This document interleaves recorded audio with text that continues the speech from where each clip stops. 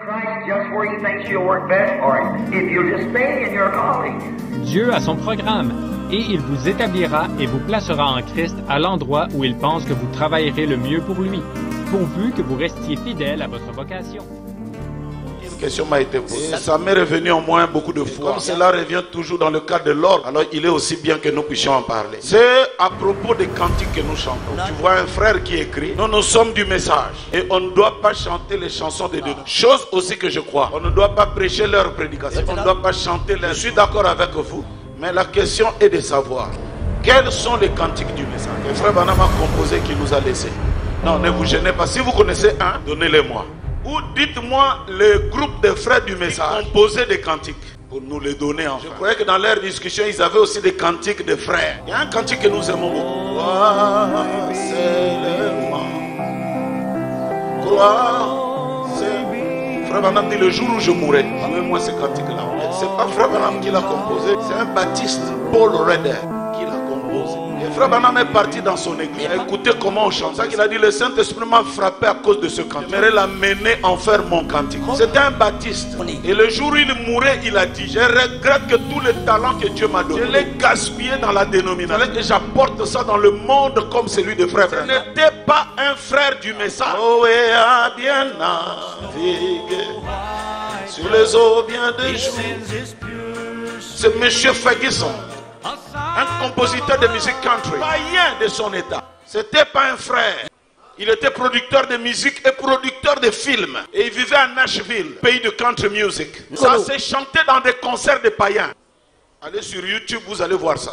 Et un frère qu'on appelle Ernie a écouté ça. Il est venu dans le Branham Tabernacle, a chanté 2 couplets. Et Frère Branham dit, j'ai tellement aimé, ce 2 couplets, moi je vais ajouter le 3e. Bien qu'ayant beaucoup souffert, de bien des manières, j'ai crié pour la guérison, la nuit comme le jour. Donc même les cantiques n'étaient pas de frère Ernie. Les cantiques furent composés par Ferguson. Mais lui, le frère Ernie a entendu ça. Il est venu parce que dans sa version originale, il y a beaucoup de couplets. Oh Dieu, ce n'était pas un frère du message qui l'a composé. Il y a d'autres cantiques que nous prenons, nous essayons seulement de dépoussiérer, adapter à nous pour que ça soit un peu le son de la parole de notre temps. Est-ce que vous me comprenez, frère? Mais nous devons éviter ça, non. Nous avons assez de filtres pour ne pas accepter ces choses-là. C'est non.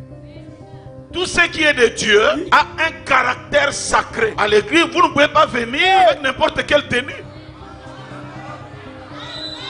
Parce que quand vous venez ici, vous devez colorer même votre attitude, quelque chose de sacré. Tout comme derrière cette chair, on ne peut pas dire n'importe quoi. Et ici, on ne peut pas faire n'importe quoi. Il y a un caractère sacré qui nous accompagne. On n'a pas besoin des obscénités. Les gens qui dansent, qui trémoussent leur derrière, qui dansent des ndombolo, ça ne peut pas entrer ici. Mais il y a des cantiques. Un dénominationnel consacré peut chanter cela. Il ne peut pas être là juste comme on dit un xénophobe. Ça, c'est pas pour nous. Qu'est-ce qui est pour vous? Qu'est-ce que vous avez composé? Ce sont les cantiques, frère. C'est ce qu'on nous disait quand on avait cru. Les cantiques de l'épouse. On a mis ça même dans des livres. On appelle des recueils de l'épouse. Beaucoup de noms. Hosanna. C'est un frère qui est resté chez lui, qui a récolté des cantiques et a décidé de dire que c'est ça ce que l'épouse doit chanter. Mais ça, notre filtre d'un homme qui réfléchit n'accepte pas ça. Rentre là. Non.